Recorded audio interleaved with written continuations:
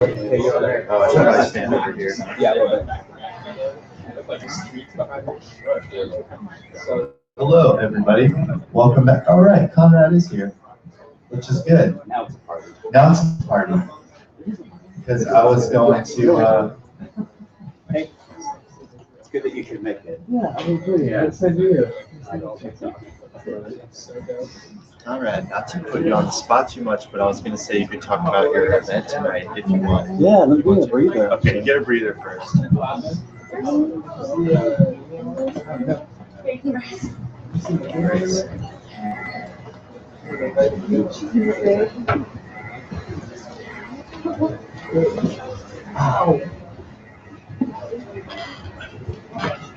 All right, cool. All right, we're starting for real this time. Welcome everybody to another edition of Show and Tell. This week we've got Josh and Niko of Plazm magazine here. Yeah, let's do a round of applause right now. It just feels right. Look at Erica back there, giving it her all above the head. She's excited. Yeah, this is an exciting one. Look, we've got multiple visual technologies this time. So you're on the forefront of a new era of show and tell this week. So thanks for coming. Just a couple of quick announcements. The deadline for scholarship applications is very quickly approaching. It's February 1st. And if you were here last week, you would have heard Liz just beg you to fill out an application because there's a lot of money to give out to people. And they'll give it to almost anybody, but you got to fill out an application first. So do that by February 1st. All over this building, you'll see some big yellow posters that say "Get to the portal," and those posters have all the info you need to get to the scholarship application, and will tell you what to do. The other announcement is tonight, Lifelong Work Month is putting on a fun event that Mr. Conrad Crespin put together, and he's going to talk a little bit about it for you. Let's do another round of applause. We also had, I'm out of breath. I just ran through the streetcar with a whole bunch of collage materials. So be grateful. I mean, I'm just like, yeah, it's fun to hear. Thank you. I'm grateful. Grateful people. Simple that. Thanks, guys. But a little long-winded way. So, yeah, Collage Collabo is just we're gonna get together and sponsored by Friends of Craft Designs. We'll have some pizza and food and we'll have some carefully curated YouTube movies. And then make some collages together. Big, giant, large collage and individual collages, little collages we pass. I'm going to say collage as many times as possible tonight, so get used to that. So yeah, it'll be a good time from 5 to 7. Everyone's welcome. Space is limited, but yeah, check it out. Cool. Thank you, Conrad. Thank and you. You're just such a wonderful guy for putting that together. And then just one last thing. For our friends joining us on the internet, we've been live broadcasting all of these on YouTube. Just today, if you have a question at the end, we ask that you just come up here and ask it into the microphone. But it's actually kind of fun to ask someone a question while you have to stand in front of them.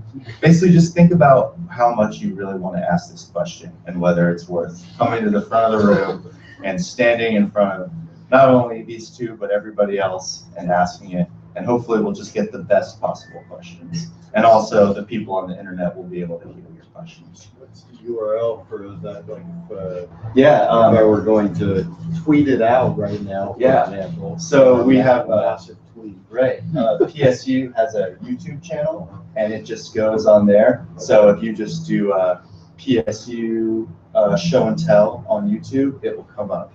Okay. Yeah. This is going to be a massive. We're bringing in the masses. All right.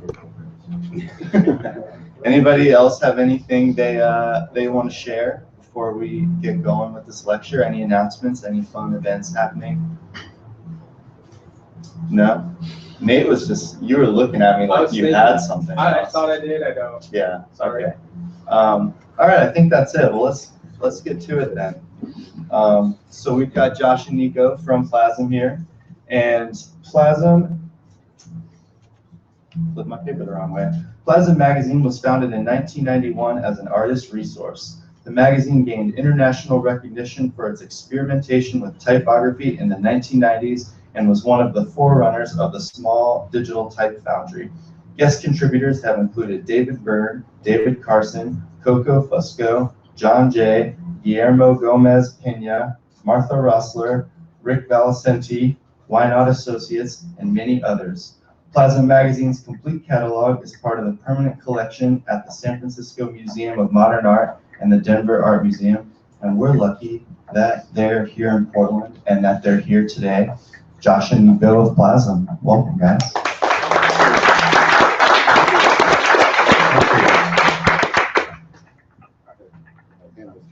Yeah, he's finishing the massive.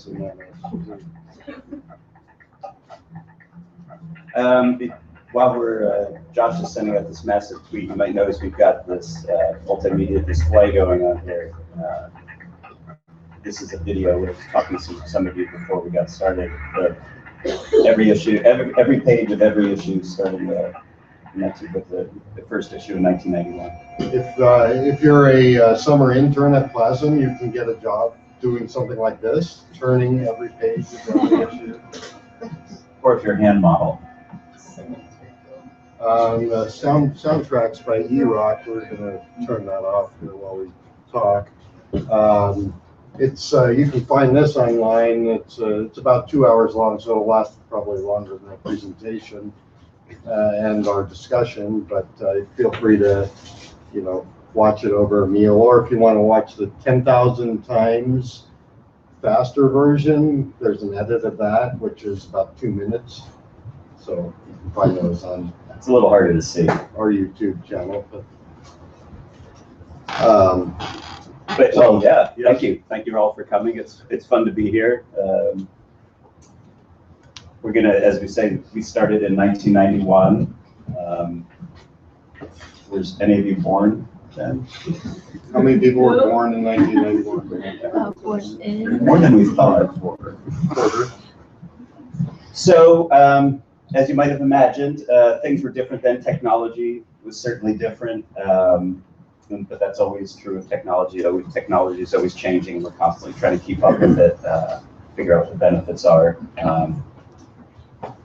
So it's going faster and faster than sometimes we think we can comprehend its benefits. So I'm gonna show you an example. Yeah, I would say that it is at this point. I mean, things are being invented faster than we understand how they can be used by humanity. I mean, I was at my doctor's office. Good example.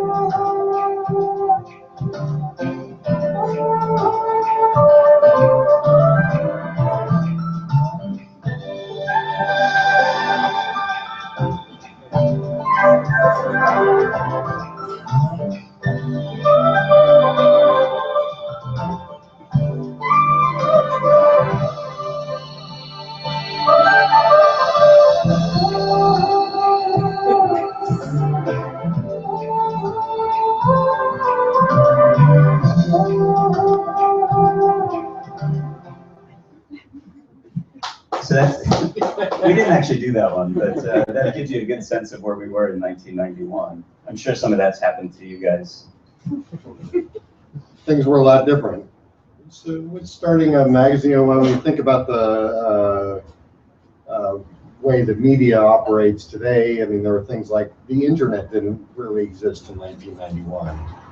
To produce and distribute your ideas required doing things like starting a magazine.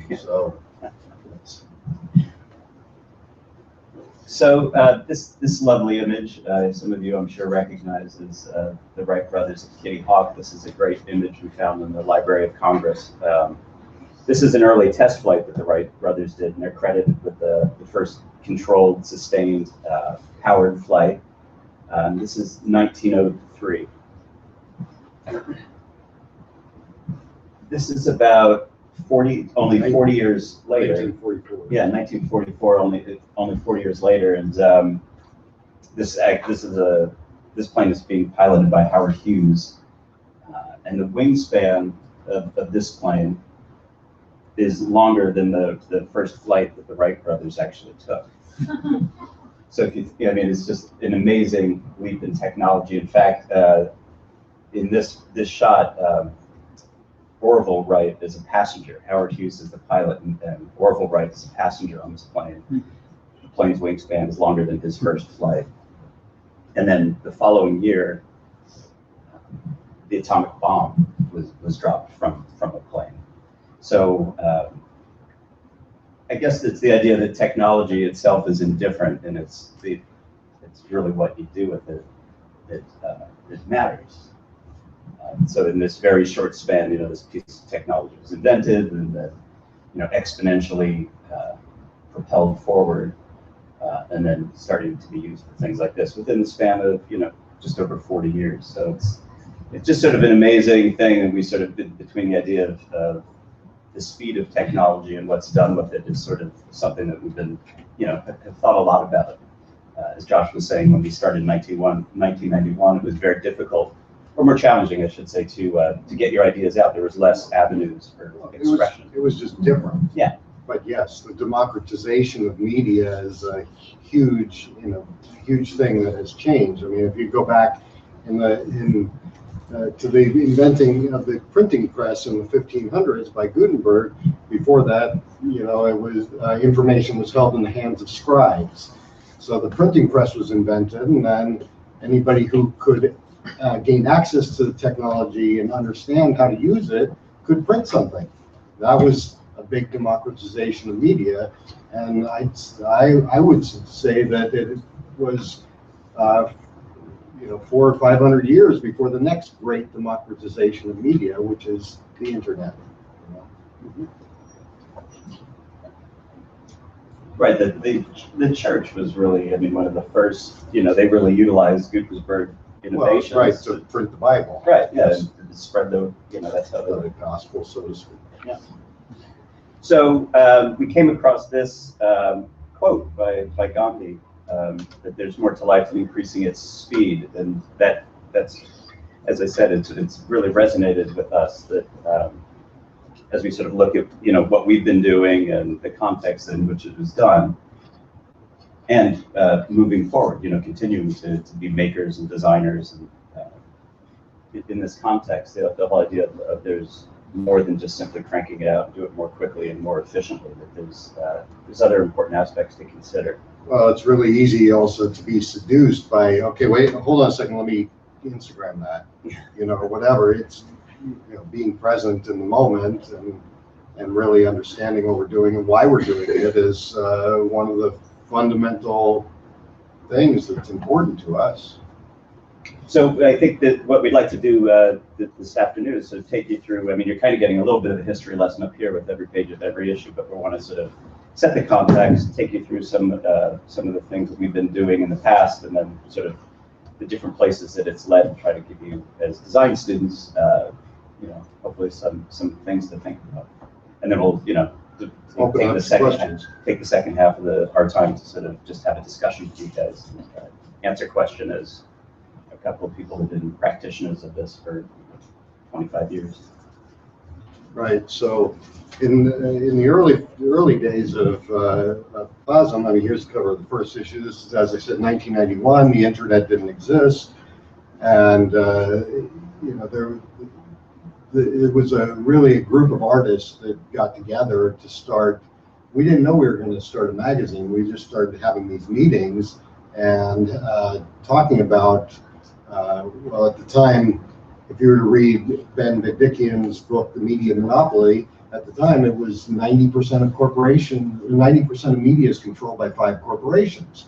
So the internet didn't exist. We wanted to create something where artists could represent artists, and so the byproduct of those early meetings was the first issue of Plazm magazine, which we didn't know anything about printing a magazine, and there was one guy in our group, Patrick Bardell, who had enough money to pay a printing bill, and so everybody agreed that we would pay him back in equal proportions over time, and that's how Plazm magazine started. And it was really about artists representing artists, and also dissemination of media, control of media.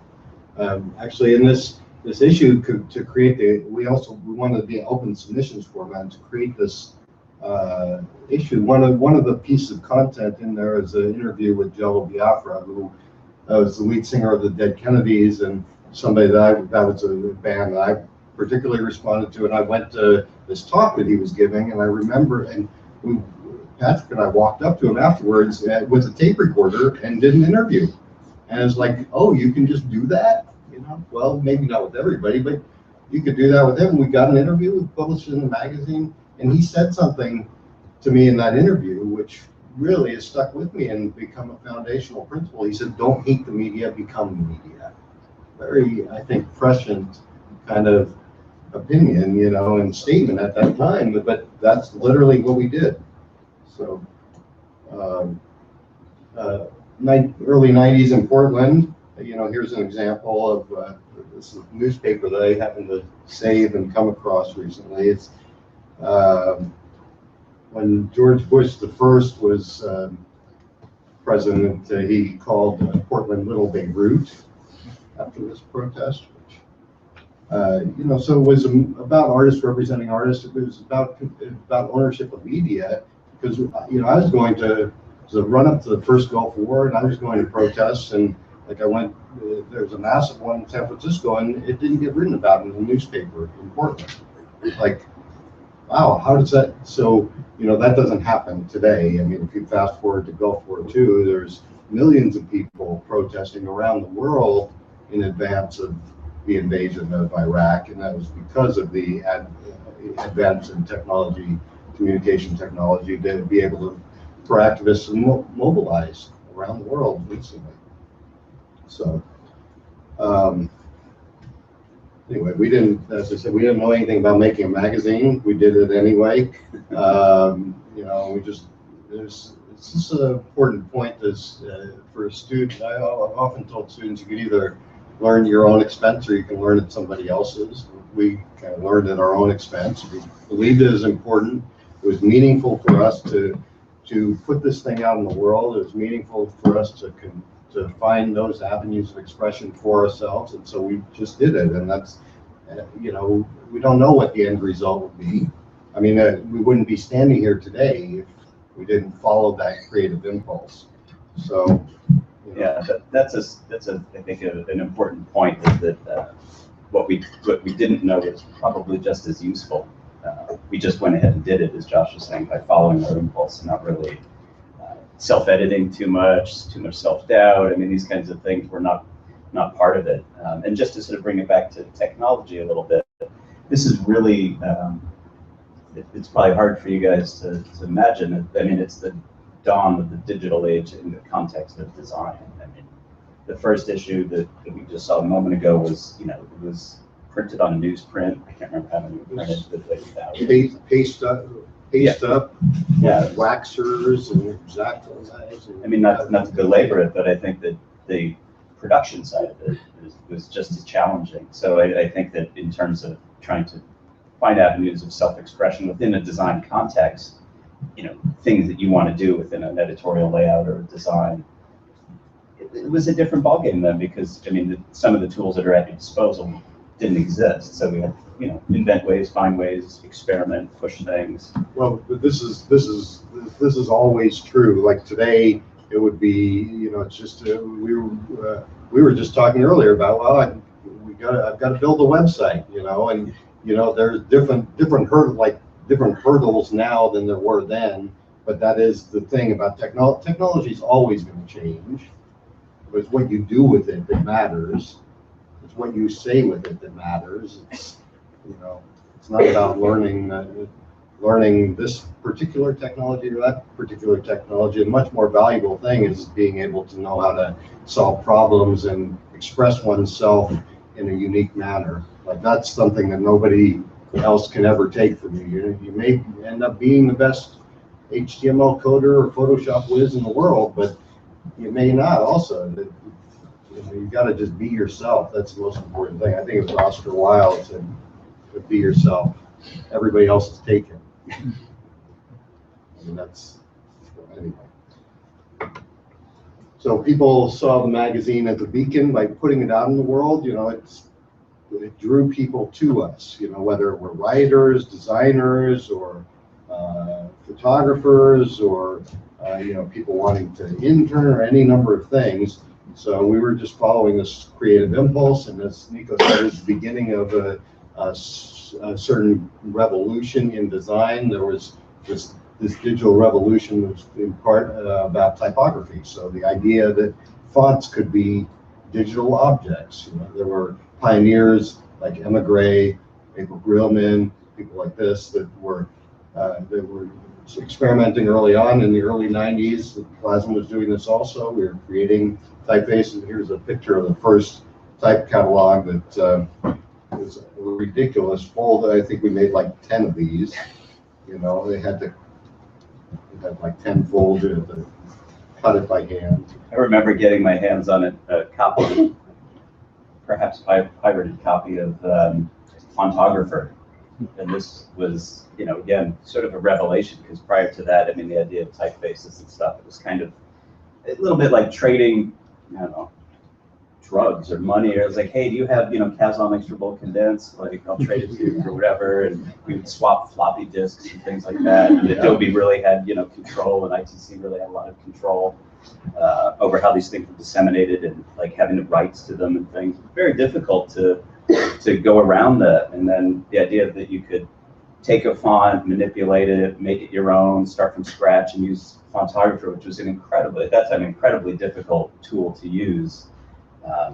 But in spite of all that, again, it's what we didn't know didn't really stop us, and we just started to make these things and connect with other people like Carlos Segura, T26, Emma Gray, as Josh said, was doing it, and just sort of pushing it. The other thing that may be hard to believe in the world of DeFont, just sort of any number of free things online, is that we were putting them on 3.5-inch floppies and sending them out in the mail. Yes, that was how we packaged it. So you had to have a catalog to send it out to people so that they could buy it, so they could order your floppy disk. There wasn't like internet downloads. Yeah, now you could get a font in like 2 seconds. It was amazing. As Josh said, we put an ad in the magazine, show the fonts, or to get a mailing list together to send out a catalog so that you could then respond to us, and then we would put some floppies in the mail, get them back to you. That was the process. It wasn't like, I need this font right now, I'm going to download it, boom, got it, okay, let's keep going. So it's a different world. So as I said, the magazine never made any money. I don't know if have I said that already. The magazine has never made any money, never made a penny. And and this is a good illustration of it. This is the cover of issue number 4. And up on the top, you can see the cover price is $3.25. And I think, or you probably can't read it, but $3.25. And we want it to be affordable. That was really important to us, that anybody could buy this. And so every issue, we kind of raise it as much as we possibly could, as little as we possibly could. And so we printed 2,500 copies of this issue. If we would have sold every single one of them, we still wouldn't have made money. Which shows how much we cared about what we were doing and how poor we were at business. So it was in spite of ourselves that it actually became successful, and continued to do it. And we tried to do other things like selling fonts as a way to perhaps contribute some money to the magazine. We could. Ultimately, the other thing about this issue, these first 4 issues were all 11 by 17, so large format. So a distributor we wanted to get into Barnes & Noble and stores like this, and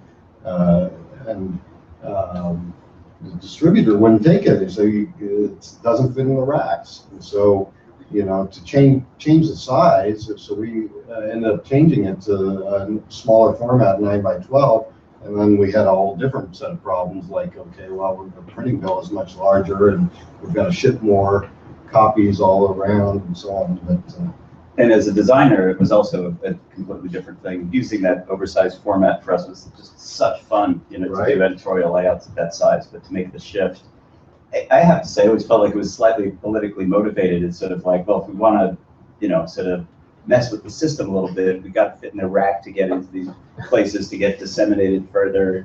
So it was kind of playing a little bit of a game in terms of wanting to increase distribution into the you know, I mean, some of them were like globally owned media channels, but it's like, well, but we want to be in there so that people can find us, so that they can, as Josh said, we're a beacon, and they can bounce back to us and sort of try to connect this circle. So it was an interesting shift size-wise, but I think, you know, the motivation was right. And as I said, or as Josh said, I don't think profit was ever the motivation, but certainly It's reaching more people. yeah, and- self-expression certainly was.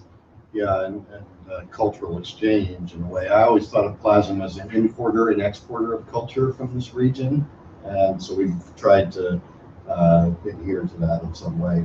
This is a picture of the first Plazm beer that's Niko brewed, and it's back when both of us, neither of us drink beer. We used to both drink and make beer. So you'll notice the dollop. There's a arm, little plastic arm in every bottle. I went down under I think it was like the Morrison Bridge or something. It used to be like a extra freight thing or whatever, like all the stuff in the airport that was junk salvage. And I found this bin full of baby arms, and so I bought them all, sterilized them, and then dropped one in each bottle for. Because we used to have a party for each issue. Sure, well, we still do that. Yeah. So. So anyway, we were the main real learning, I think, for us, at taking a step back here 20-some years later, is that technology is a tool, not an idea. And so we were early adopters of this digital technology, which led to an experimental look. We've gone through lots of different methods of production of the magazine, but it's always in service of an idea or a concept. So we would discuss things for publication. We discussed how what goes in the magazine, how it looks, you know. And 20 years later, we're still questioning. And in the current issue, this whole series of interviews that Tiffany Lee Brown did with Bruce Sterling, Eric Davis, Sherry Turkle, Douglas Rushkoff, Nick Carr, Kevin Kelly, Amber Case, all talking about what is humanity in our technology-infused society. So we're still questioning things. These are great. These are on the left. It's page numbers. That, you know, Josh was saying we did everything as a pay stub, so this was the page numbers. Did we actually print the both versions? Was it the number at the top and then the? Yeah, the whole thing together. I always thought that was really funny. Is that like the top was the image of the number, but then it was so obscured that we actually had to translate it directly into the. Well, the numbers are designed by Greg Maffei and Gray Matter, and so we use these for a few issues. We'd have to cut and paste more numbers. Here's an example of how of the creative process. Here's Niko's original sketch for this Michael McNeely poetry spread in issue number 4. Then there's the actual mechanical. There was usually a layer of tissue paper on top of the mechanicals to protect them, and then instructions underneath, so to shoot the shovel at a certain percentage, and all the stuff that you guys don't have to know. Yeah, this is a stripping, which is a mechanical process for preparing press plates.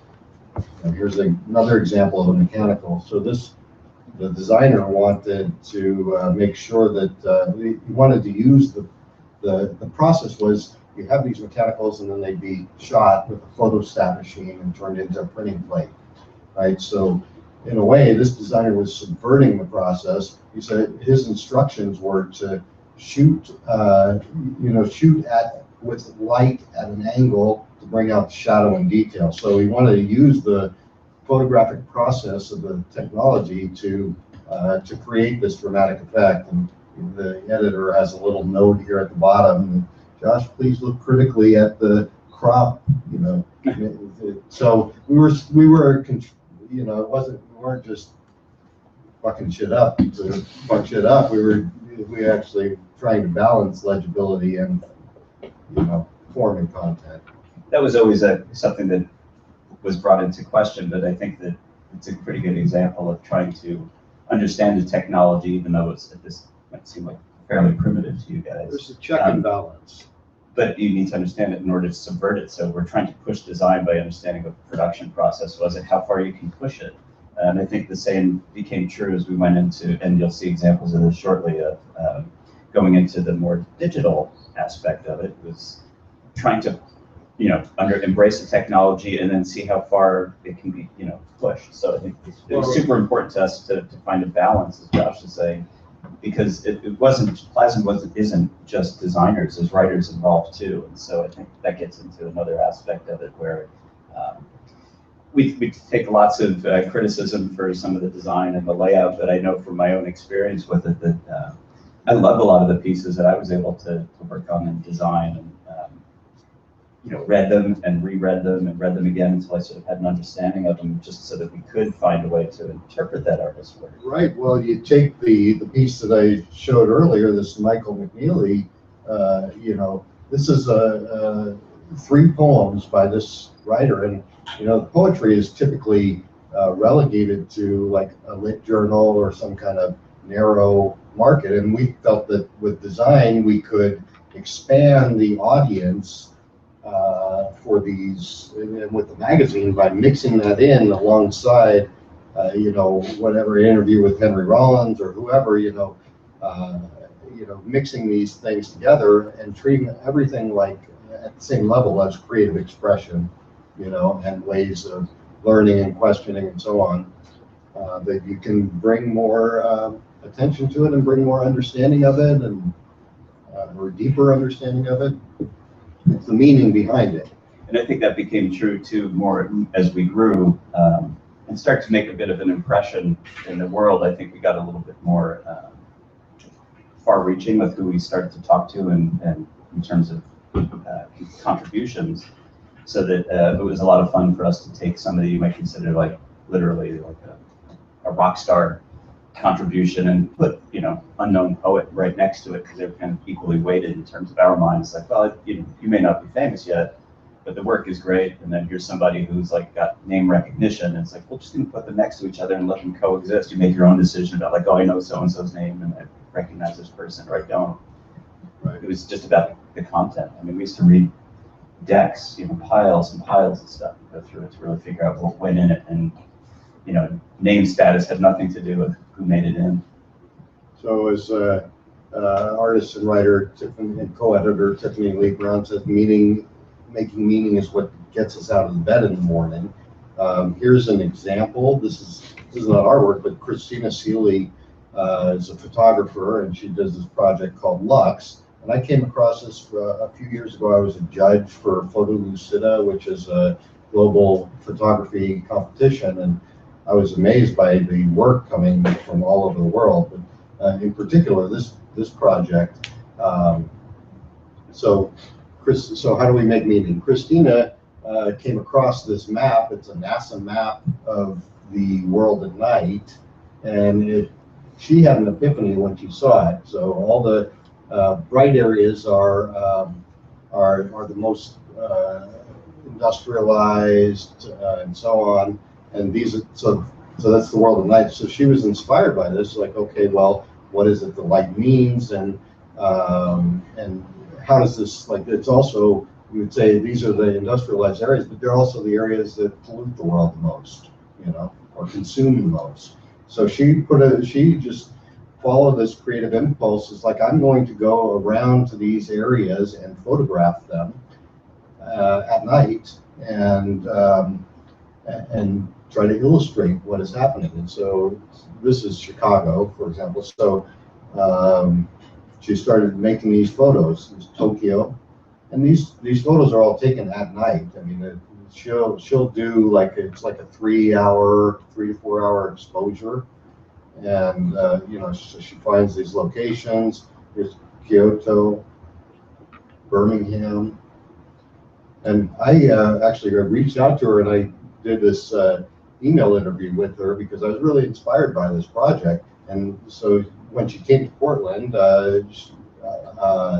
she asked me where to go, and I suggested Mount Tabor, and she came to my house, and we went up to Mount Tabor, and we walked up there together. And this is the photo from Portland.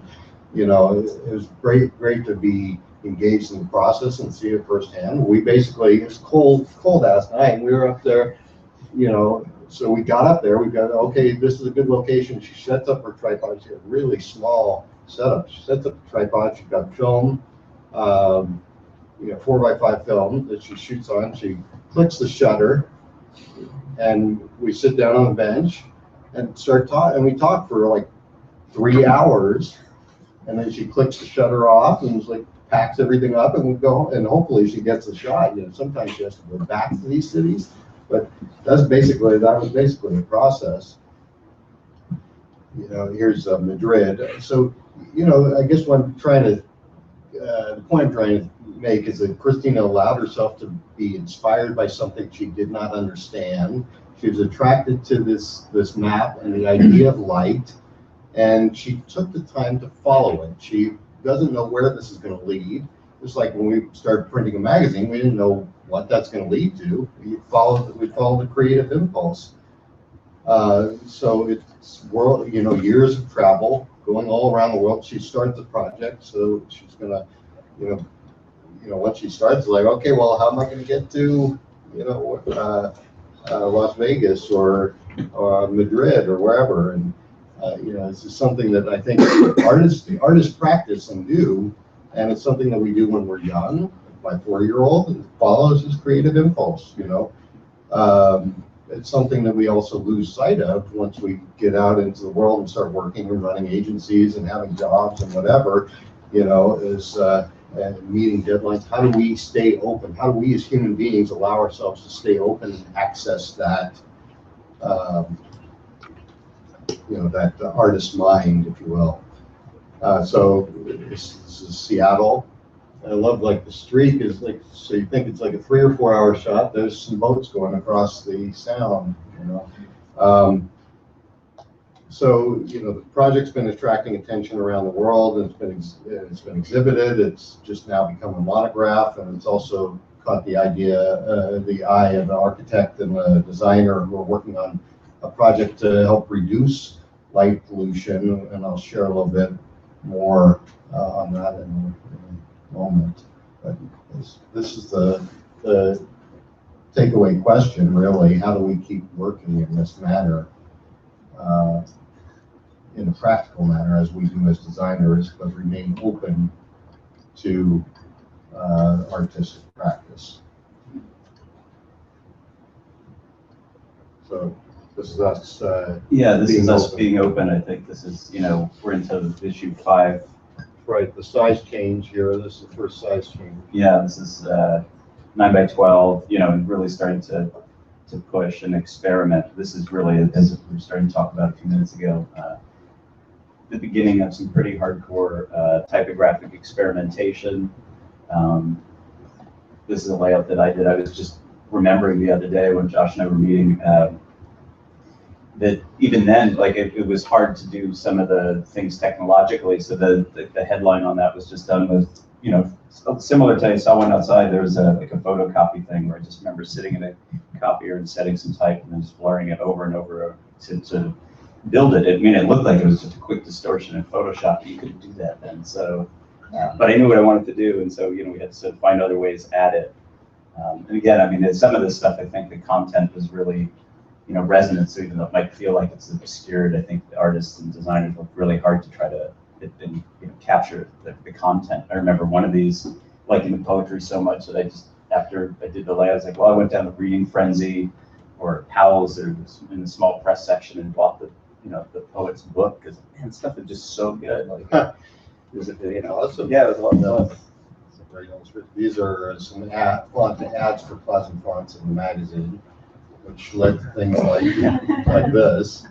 You know, I mean, there was a time in the mid-90s, you know, where it was, I mean, Stephen Heller wrote an article which he called Cult of the Ugly that appeared in I Magazine, and there was a lot of this debate about, you know, maybe it's been termed the legibility wars, you know, things like that. Yeah. There was a lot, and Massimo Vanelli even said that this type of design is a blight on the clean grit of modernity. I think that's what he said. Yeah. You know, and there's things like that, but, you know, we weren't creating things to be unreadable. We were creating things to be felt as much as they were read.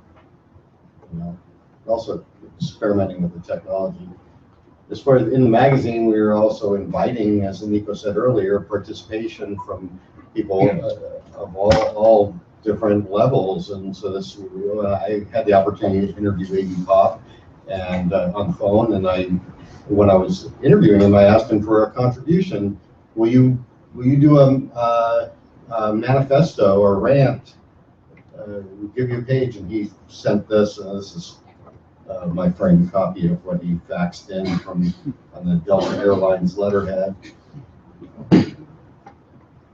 Cover of issue 6. But here, the tagline on the magazine is "Your rest stop on the information superhighway." I think that's important. I think we're still it was Al Gore that called the internet the information superhighway, but I feel like we still want to be your rest stop. You know, there's so many things that are calling for our attention these days. You know, it's what's the latest this or that, and everything's sort of that kind of that. So 2 minutes ago, you know, things like the latest political scandal is forgotten, like Jack Abramoff, you know, corruption scandal. People don't even remember it. That was the last election cycle. I think this series that Niko did, this is a poetry section of the magazine, and this is a great example of this balance between new typography and old. So you set everything in this really classic way in these torn pages, and the type in the background is all newer Plazm font, but meant to be felt as much as it is, you know, read. It's the titles of the piece.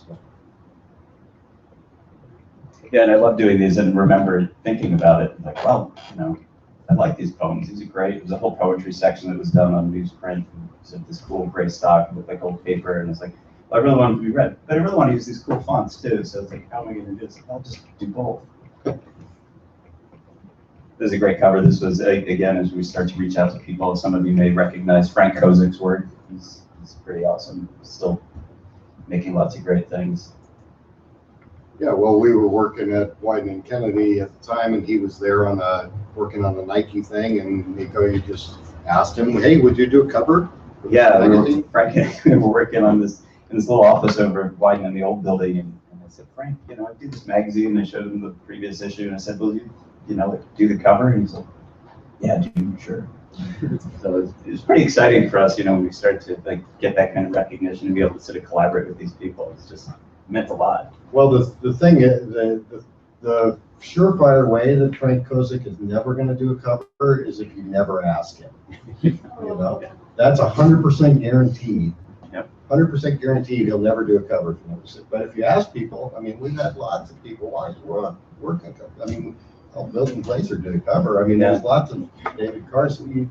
But if you don't ask them, they're definitely not going to do it. Yeah, I think that's important as design students and practitioners to really understand that you're entering the same field that they are. They may have a little, you know, more experience or a little more recognition, but you know, I would approach it as a level playing field, and that you're conversing as a colleague and not that there's no hierarchy involved. But we've approached hundreds of people and had very few people turn us down, and a lot of times has more to do with schedule or something like that. I remember another cover, I don't think we're going to show it, it'll be down here eventually, but where we wanted Ed Fella to do a cover. Hopefully some of you are familiar with his work. And I called him and I asked if he would do a cover. He says, well, what do you want it to say? And I said, well, you can do whatever you want. I mean, it's kind of Plazm. Yeah, it has to say Plazm, but other than that, you know, it's completely up to you. Well, when does it due? And I said, well, you know, whenever you can get to it, you know, I mean, we're totally open. It's just like whatever. He said, how much? And I said, oh, well, we don't have any money. And he said, well, let me get this straight. I can do whatever I want. You're not going to pay me, and there's no deadline. And I said, yes. He says, okay, I'll do it. So, and it's one of my favorite covers, and Ed Fella is you know, an incredible designer and somebody who I really admire and look up to. So we've had an ongoing relationship with him since that day. I mean, he's done other stuff for us. He did one of a T-shirt for us Yeah. and things like this.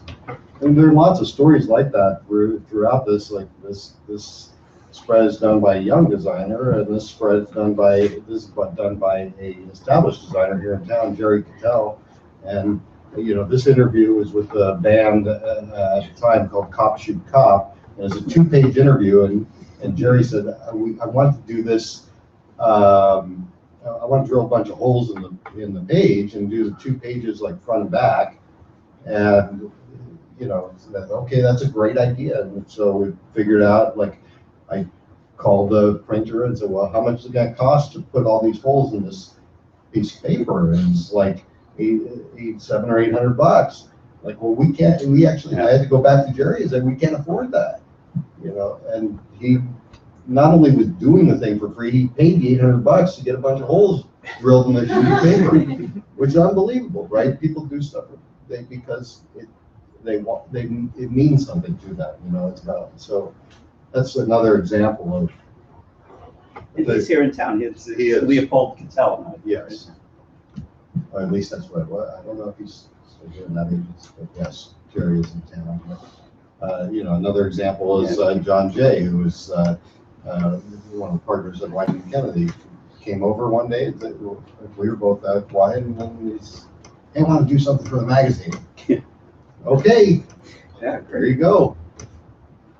And then it's the only limits are, well, this way we can afford to do duotones, whatever. Yeah, that's right.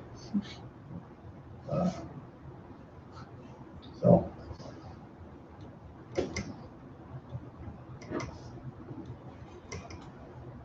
This putting this thing out in the world led to things. So, like, here's an example of idea.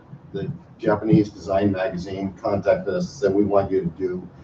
We're doing an issue called Made in America, and we want you to do a couple spreads. And so this is something that Niko and I concepted, and Dan Forbes, photographer in New York, shot. So this says super size. It was an interesting issue. They wanted to. I don't know if you're familiar with the idea of Japanese design magazine, but they wanted to do sort of a snapshot of United States design at the time. And what was interesting to me about it after it came out is that most of them used it as a chance to Showcase show work. Yeah, it was a portfolio piece for them. They just kind of showcased all of their work, which is totally legit and